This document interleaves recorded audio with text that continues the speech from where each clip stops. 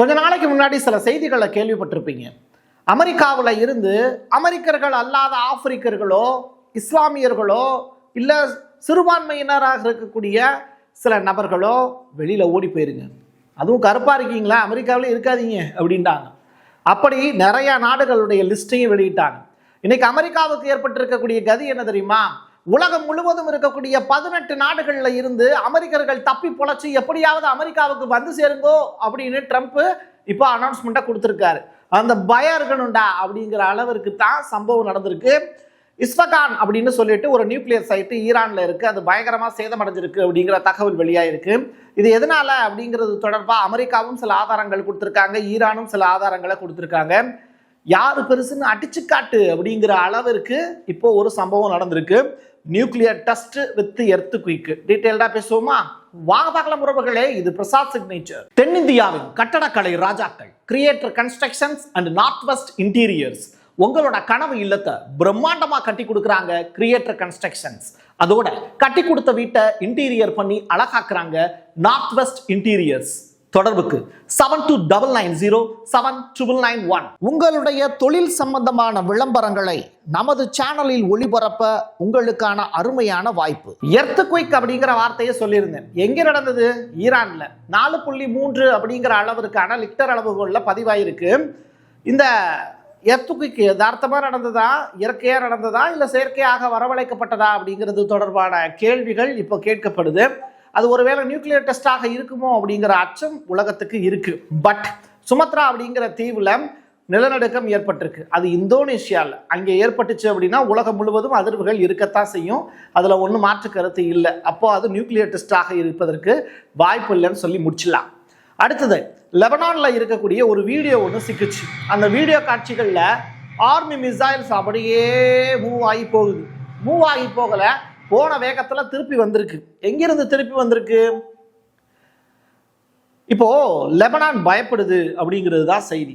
லெபனான்ல தரைவழி தாக்குதலை இஸ்ரேல் தீவிரப்படுத்தியிருக்காங்க அப்படிங்கிறதுனால போன வேகத்திலேயே லெபனான் அரசு இஸ்ரேலை தாக்காம திரும்பி எப்படி வீட்டுக்குள்ள போய் அடைஞ்சிட்டாங்க. லெபனான்ல இருக்கக்கூடிய கவர்மெண்ட் அமெரிக்காவினுடைய அடிமையாக இருக்கு. ஹிஸ்புல்லாவால செயல்பட முடியாத நிலை. அமெரிக்கர்களை வெளியேறுங்கள் அப்படிங்கிற ஸ்டேட்மெண்ட் இருக்குல்ல, இதை பாவம் ட்ரம்ப் இப்போ கதறி கண்ணீர் வடிச்சு வாங்கடா எல்லாரும் வாங்கடா, அடிக்கிறாங்களா, நம்ம நிலைமை அந்த மாதிரி ஆகிப்போச்சு, சரி வாங்க சொந்த ஊருக்கு திரும்பி வாங்க அப்படின்னு சொல்கிறாங்க. அது மட்டும் இல்லை, கிட்டத்தட்ட எத்தனை நாள்? 14 நாடுகள் லிஸ்ட் ஆகிருக்கு. இப்போ லேட்டஸ்ட்டாக கிடச்சிருக்கக்கூடிய அப்டேட்டு 18 நாடுகள்லேருந்து ஓடி வந்துருங்க அப்படிங்கிற ரெக்வஸ்ட்டை கொடுத்துருக்காங்க. Already we talked true statement. எப்படி? பிரசாத் சிக்னேச்சரில் என்ன தெரியுமா சொல்லியிருந்தோம்? சவுதி அரேபியாவில் இருக்கக்கூடிய ராஸ் தனூரா அப்படிங்கிற அந்த எண்ணெய் சுத்திகரிப்பு நிலையத்தை ஈரான் அட்டாக் பண்ணாங்க அப்படின்னு சொல்லியிருந்தாங்க. ஃபர்ஸ்ட் அந்த செய்தியாக கொடுத்துட்டோம். அதற்கு பிறகு அந்த செய்தியில் இருக்கக்கூடிய உண்மைத்தன்மை என்ன அப்படிங்கிறத ஃபேக்ட் செக் பண்ணோம். அதில் நமக்கு கிடைச்ச தகவல் என்னன்னா, மொசாட் தான் சவுதி அரேபியாவில் இந்த மாதிரி சம்பவத்தை செஞ்சு இப்போ ஈரானுக்கு எதிராக திருப்பி விடுது அரபு உலக நாடுகளை, வளைகுடா நாடுகளை அப்படின்னு சொல்லிட்டு ஒரு ரிப்போர்ட் கொடுத்தோம்.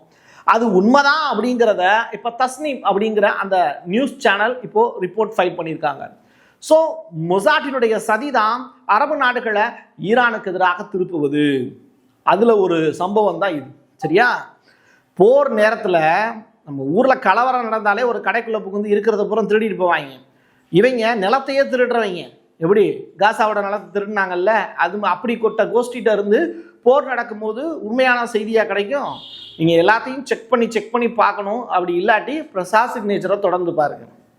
இப்போ நான் உங்களுக்கு ஒரு வீடியோ காட்சி பார்க்குறேன். இது ஒரு ட்ரோன்ஸ், சரிங்களா? இங்கே ஒன்று வீழ்த்தப்படக்கூடிய காட்சி ஒன்று அரங்கேறுது. இது எந்த இடம் அப்படிங்கிறத நான் இப்போ உங்களுக்கு சொல்கிறேன். ஈரானுடைய ஜன்னத் அபாத் அப்படிங்கிற இடத்துல இருக்கக்கூடிய IRGC-னுடைய நிலத்தடி ட்ரோன் வசதியை அமெரிக்க விமானப்படை அளித்தது அப்படிங்கிறது. அமெரிக்காவினுடைய சாகசமும் இங்கே சொல்லி மாலாது தான். புரியுதா உங்களுக்கு? ஏன்னா ஈரான் மட்டுமே அடிச்சுக்கிட்டு இருக்கா அப்படின்னு கேட்டால் கிடையாது. இஸ்ரேல் மட்டுமே தான் அடி வாங்கிட்டு இருக்கா அப்படின்னு கேட்டால் அதுவும் கிடையாது. இங்கே போர் அப்படின்னா சண்டையில் கிழியாத சட்டை இங்கே இருக்குது. ரைட்டா? இஸ்ரேலுடைய RS-01 அப்படிங்கிற அந்த ஸ்டெல்த் ட்ரோன், ரைட்டா, அது டெஹ்ரானுடைய வானத்தில் பறப்பதை காட்டுது. இப்போது அந்த ஸ்டெல்த் ட்ரோன் கொஞ்சம் ஸ்ட்ராங்கானது தான். நீங்கள் நார்மலாக ரேடார் மூலியமாக, ஏர் டிஃபென்ஸ் சிஸ்டம் மூலியமாக அதை அட்டாக் பண்ண முடியாது. புரியுதுங்களா? ஸோ அந்த ஸ்டெல்த் விமானம் டைரக்டாக ஈரானுடைய சில முக்கியமான பகுதிகளை அட்டாக் பண்ண முடியும். எப்படி சொல்கிறது, இப்போ மகாபாரதத்தில் சில அம்புகள் வச்சுருந்தாங்க, அதெல்லாம் யாராலையும் தடுக்கவே முடியாது. இப்போ நாகாஸ்வரம் அப்படின்னு சொல்லிட்டு ஒரு அம்பு வச்சுருந்தாங்க அப்படின்னா அதை அர்ஜுனனாலே தடுக்க முடியல, கடைசியாக கிருஷ்ணன் வந்து காப்பாற்றினாரு அப்படின்னு சொல்லுவாங்க, ரைட்டா, தேர அழுத்தி. அது மாதிரியான நிகழ்வுகள் சில வாயுக்கள் இருக்குது, அதை நீங்கள் உங்களால் ஒன்றுமே பண்ண முடியாது.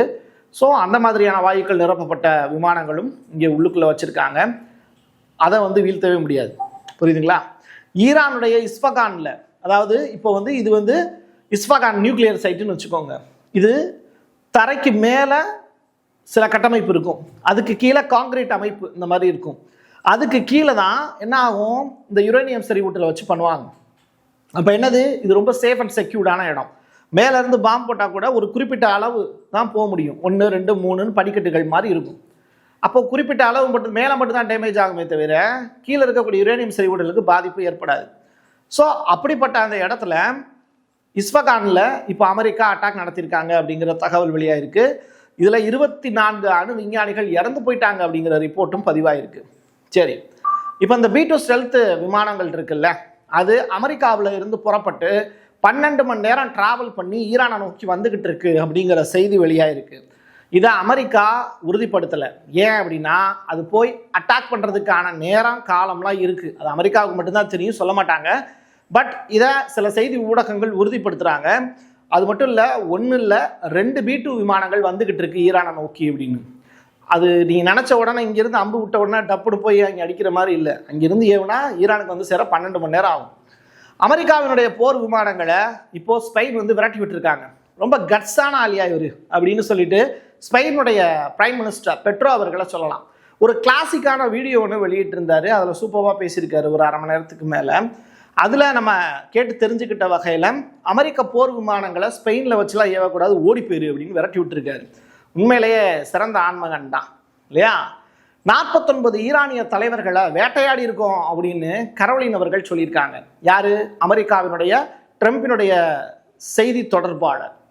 இன்னைக்கு காலையில் ஈரானிய அரசு தொலைக்காட்சி ஒரு செய்தி ஒன்று வெளியிட்டாங்க. அமெரிக்கா மற்றும் இஸ்ரேலுக்கு எதிராக அச்சுறுத்தலை விடுத்து நிலத்தடி ஏவுகணை சேமிப்பு வசதியை காட்டக்கூடிய ஒரு பிரச்சார வீடியோ தான் அது. புரியுதா? ஸோ இந்த ஏவுகணை தொடர்பான வீடியோ ரொம்ப கிளாசிக்காக இருந்துச்சு. பட் சில மணி நேரத்துக்கு பிறகு அதே அந்த வீடியோ வெளியிட்டாங்கல்ல, அந்த வீடியோ இப்போ நான் உங்களுக்கு காமிக்கிறேன். அந்த இடம் தாக்கப்பட்டுருச்சு. அமெரிக்க இஸ்ரேலிய வான்வெளி தாக்குதல்கள் அந்த இடத்த அட்டாக் பண்ணியிருக்கு.